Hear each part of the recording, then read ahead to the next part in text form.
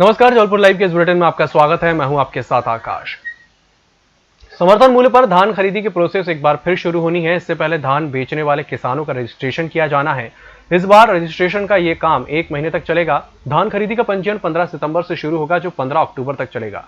वर्ष 2020-21 के लिए धान खरीदी का समर्थन मूल्य 1868 रुपए प्रति क्विंटल तय किया गया है। वहीं ज्वार का 2620 रुपए और बाजरे का समर्थन मूल्य 2150 रुपए प्रति क्विंटल तय हुआ है।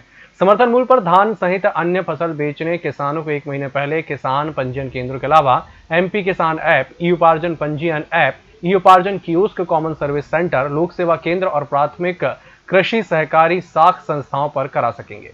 क्षमा वाणी में नहीं, प्राणी में होना चाहिए। सुबह के भटके प्राणी को सांझ तक घर आने का मौका देना चाहिए। अपनी भूल को भूल मानकर सामने वाले से क्षमा प्रार्थना करना मानवीय दृष्टिकोण से एक महान कार्य है। क्षमा मांगने से जहां अपने परिणामों में निर्मलता आती है, वहीं सामने वाले के आहत दिल को राहत की मलहम मिलती है। पर्युषण पर्व के समापन पर क्षमावाणी पर्व मनाया गया। जैन धर्म के अनुरागियों ने समस्त मानव समाज से उत्तम क्षमा मांगी। अलायंस क्लब में मां भारती क्लब की अध्यक्ष ज्योति जैन क्षमावाणी के अवसर पर पर्युषण पर्व में समाज द्वारा प्रशासन को दिए सहयोग के लिए सभी का आभार व्यक्त किया और जाने अनजाने की गलतियों के लिए क्षमा मांगी। व्यापम घोटाले में आरोपी बने पूर्व मंत्री रश्मिकांत शर्मा को हाईकोर्ट से राहत मिली है। 5 मामलों में मिली जमानत के दौरान हाईकोर्ट द्वारा पूर्व में लगाई गई उस शर्त को चीफ जस्टिस अजय कुमार मित्तल और जस्टिस विजय कुमार शुक्ला की युगल पीठ ने हटा दिया, जिसमें हर माह के आखिरी रविवार को उन्हें सिरोंज पुलिस थाने में हाजिरी देने कहा गया था। शर्मा की ओर से दायर अर्जी का निराकरण करते हुए युगल पीठ ने व्यवस्था दी है कि उन्हें हर 2 माह में ट्रायल कोर्ट दी जाने वाली पेशी पर हाजिर होना होगा। शर्मा की ओर से पैरवी करते हुए अधिवक्ता अजय गुप्ता ने युगल पीठ को बताया कि उनके मुवक्किल के खिलाफ ट्रायल कोर्ट में चार्जशीट पेश हो चुकी है। ऐसे में थाने में हाजिरी के आदेश में संशोधन किया जाना जरूरी है।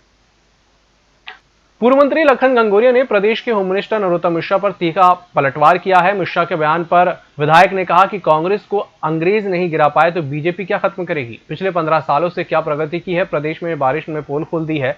नरोत्तम अपने गृह क्षेत्र को देखें। आने वाले उपचुनावों में जनता सबक सिखाने बैठी है। कमलनाथ सरकार को गिराकर संविधान का मजाक किया है। निजी अस्पताल में कोरोना के नाम पर लूट मची है। इनको 5 साल के लिए क्वारंटीन का किया था। जन आदेश इनको आराम करने के लिए 5 साल के लिए दिया था। ये इनको 5 साल क्वारंटीन रहना था। ये 5 साल क्वारंटीन नहीं रह सकता लोलुपता के कारण। माननीय नरोत्तम मिश्रा ये जो भी कह रहे हैं, कम से कम वो अपने आप में आकलन करें कि उनके सब 16 मार्च को विधानसभा में क्या थे। कोरोना डरोना, जब इनके गृह मंत्री से लेके मुख्यमंत्री तब कोरोना के आगोश में थे, तब शायद इनको मानना पड़ा होगा कि नहीं, कोरोना तो सही बात थी। लेकिन अभी भी मैं ईश्वर से प्रार्थना करता हूं कि वो स्वस्थ रहे, लेकिन इंसान होता, कोई भिलाई स्टील प्लांट पे ढल के नहीं आता। आज से शुरू हुए पितृपक्ष के मौके पर जबलपुर में हजारों लोगों ने मां नर्मदा नदी में आस्था की डुबकी लगाई और अपने पूर्वजों को याद किया। 15 दिनों तक चलने वाले पितृपक्ष में पिंडों का दान करने से जहां पिता के ऋण से मुक्ति मिलती है, वहीं देवलोक जा चुके पूर्वजों को मोक्ष मिलता है। जिस प्रकार बिहार के गया तीर्थ में पितरों का तर्पण करने से पितरों को मोक्ष मिलता है, वैसे ही नर्मदा में श्राद्ध करने से पितरों को संतुष्टि मिलती है। कहा जाता है कि ब्रह्मांड का पहला श्राद्ध मां नर्मदा के तट पर ही पितरों द्वारा स्वयं किया गया था और तब से ही मां नर्मदा में श्राद्ध करने की परंपरा चली आ रही है। और समस्त पूर्वजों, माताओं, नाना नानी, मित्रों सभी को का पूजन और स्मरण करने आज मां नर्मदा के तट पर आया हूँ। मैंने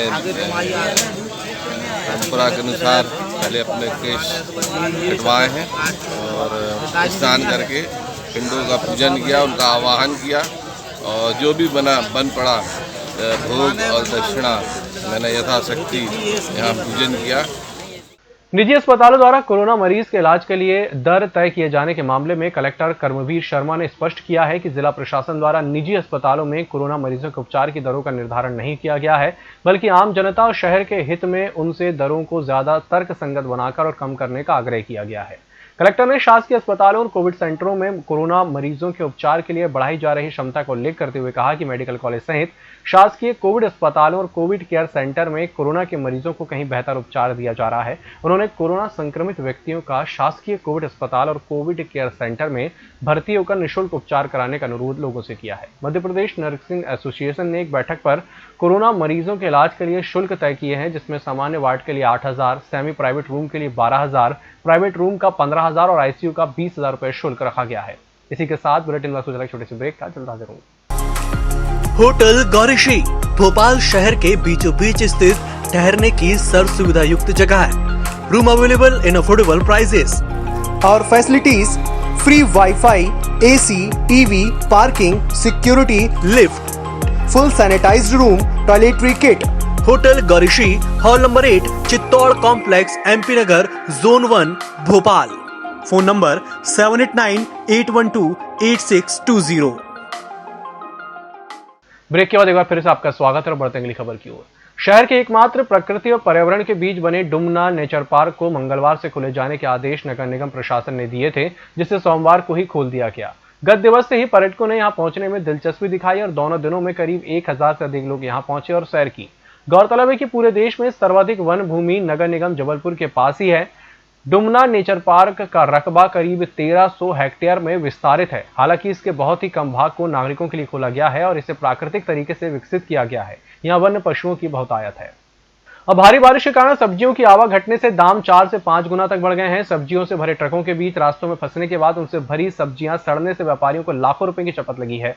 मंडी के थोक कारोबारियों का मानना है कि सब्जियों में महंगाई का ट्रेंड अगले एक हफ्ते तक बने रहने के आसार हैं। लगातार बारिश के कारण आधे से ज्यादा मध्य प्रदेश में रास्ते जाम है और आवागमन पूरी तरह से ठप है। नतीजतन महाराष्ट्र, आंध्र प्रदेश, उत्तर प्रदेश, पंजाब, हरियाणा से आने वाले ट्रक प्रदेश की मंडियों तक नहीं पहुंच पा रहे हैं।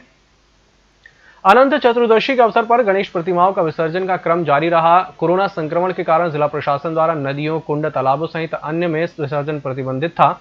लोगों ने घरों में ही विसर्जन की अपील की गई थी। शहर में पुलिस के पहरे और चाक चौबंद व्यवस्था के बीच सार्वजनिक विसर्जन न करने के आदेश का पालन कराया गया, लेकिन ग्रामीण क्षेत्रों में प्रतिबंध के बीच नदियों, तालाबों, कुंडों में बेरोक टोक विसर्जन जारी रहा। भटौली घाट, तिलवारा घाट नियम कायदों को ताक पर रखकर लोग विसर्जन करने पहुंचे। वहीं महाराष्ट्र हाई स्कूल में कृत्रिम जल कुंड में गणेश विसर्जन किया गया। इसके अलावा अनंत चतुर्दशी पर गणेश उत्सव के समापन पर परिवार सहित अन्य ने अपने घरों में ही गणेश प्रतिमाओं का विसर्जन किया। स्टेशन रीडेवलपमेंट स्कीम के तहत मुख्य रेलवे स्टेशन का कायाकल्प एयरपोर्ट की तर्ज पर होना शुरू हो गया है। इसी कड़ी में प्लेटफॉर्म नंबर 6 के बाहर एंट्री गेट से लेकर गोल्डन ट्री एरिया तक कवर शीट के निर्माण ने तेजी पकड़ ली है। इसके बनने के बाद ऑटो चालक स्टेशन परिसर में घुसकर यात्रियों का सामान छीनने, बदसलूकी जैसी हरकतें नहीं कर पाएंगे, क्योंकि रेलवे ने टिकट विंडो को ही स्टेशन से बाहर लेने की तैयारी कर ली है। रेलवे से मिली जानकारी के अनुसार मुख्य रेलवे स्टेशन को एयरपोर्ट की तर्ज पर विकसित किया जा रहा है, जिसमें जहां एक और प्लेटफॉर्म नंबर 1 की मेन बिल्डिंग को आधुनिक रूप से दिया जा रहा है, वहीं प्लेटफॉर्म नंबर 6 के बाहरी एरिया को ग्रीन कवर शेड से सुंदर बनाने का काम चल रहा है। मैट्रिमोनियल में फर्जी एनआरआई डॉक्टर की प्रोफाइल बनाकर शहर में रहने वाली युवती से लाखों रुपए की ठगी करने वाले को राज्य साइबर पुलिस ने गिरफ्तार कर लिया है। आरोपी नागपुर का रहने वाला है। आरोपी ने विदेश में पढ़ाई भी की है, जिसके कारण उसकी अंग्रेजी और महाराष्ट्र में रहने के कारण मराठी भाषा में अच्छी पकड़ है, जिसका उपयोग कर वह कई युवतियों को धोखा दे चुका है। साइबर सेल एसपी अंकित शुक्ला ने बताया कि लाडगंज क्षेत्र में रहने वाली लगभग 30 वर्षीय युवती ने शिकायत दर्ज कराई कि फर्जी एनआरआई डॉक्टर विशाल कर्वे के नाम से जीवनसाथी.com पर एक व्यक्ति की प्रोफाइल है, जिसे देखने पर उससे संपर्क किया गया। आरोपित ने उसे विश्वास में लेकर 1,92,000 रुपए की ठगी की है। हालांकि ये जो व्यक्ति है ये और भी कई महिलाओं को ठग चुका है और इस प्रकार से इसको फाइनली सारी चीज़ें क्लियर होने के बाद गिरफ्तार किया गया है। लेकिन इसमें अच्छी बात ये रही कि पुलिस का रिस्पांस काफ़ी क्विक था और करीब 72 घंटे के अंदर इसकी शिकायत के बाद महिला की गिरफ्तारी हो गई। तो ये एक इसमें अच्छी चीज़ थी। और बाकी ये जो व्यक्ति है ये खुद लंदन में एक डिप्लोमा कर चुका था, तो इंग्लिश वगैरह इससे अच्छे से बोलती बनती थी। तो इसने एनआरआई की एक डॉक्टर की प्रोफाइल बनाई थी इस्तांबुल की और उसी की सहायता से महिलाओं को ठगता था। चूँकि इससे मराठी अच्छे से बोलते बनती थी और एक समाज का जो रहता है उस हिसाब से मराठी लड़कियों को टारगेट करता था। तो इसके बाद एक तो इससे टारगेट किया, बाकी अन्य लड़कियों से बहुत ज़्यादा उसने अमाउंट के पैसे नहीं लिया, हालांकि कम ही लिया है, 10-10 हज़ार करीब। लेकिन आगे चल के ये एक ऐसा सीरियल एक धंधा जैसा उसने बना लिया था कि लॉकडाउन के बाद नौकरी चली गई है और कुछ कर नहीं पा रहे हैं, तो प्रोफाइल बना बना के लड़कियों को ठगा जाए। इस बुलेटिन में फिलहाल इतना ही। इसी के साथ मुझे दीजिए इजाजत। नमस्कार।